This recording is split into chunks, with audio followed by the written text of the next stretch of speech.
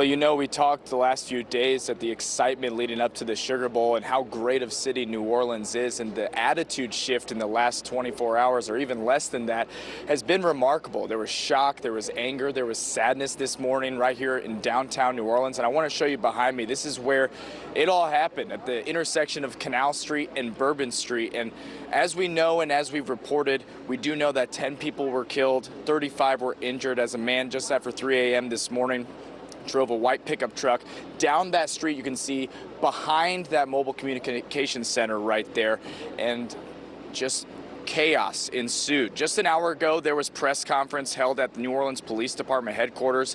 The special agent in charge of the FBI, mayor of New Orleans, governor of Louisiana, and police chief of New Orleans were among those who briefed the media. The FBI is handling this investigation and says they are investigating this as an act of terrorism. The suspect drove around barricades onto the sidewalk and plowed down Bourbon Street right off of Canal Street, where we were just now.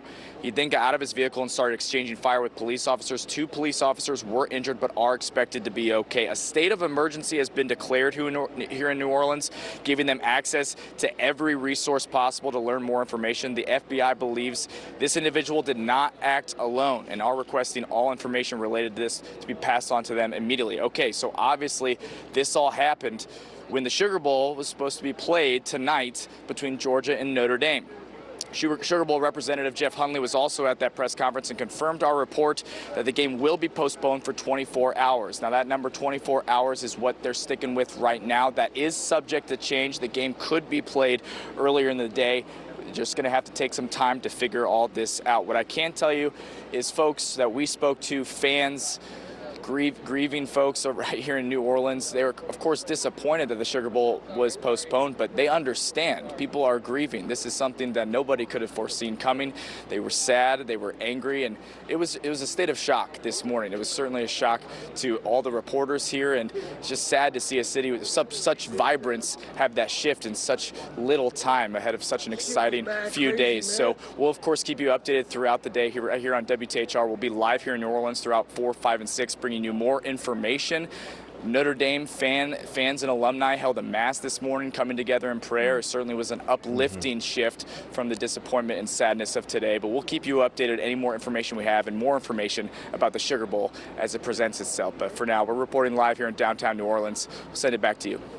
Dom, if I could just ask you a little bit more about the atmosphere there. You know, you mentioned 24 hours from now, we possibly are going to play this game. I can't help but think of 24 hours ago when you were there and the crowd was happy and celebratory, and now such a gut punch to have this unimaginable tragedy.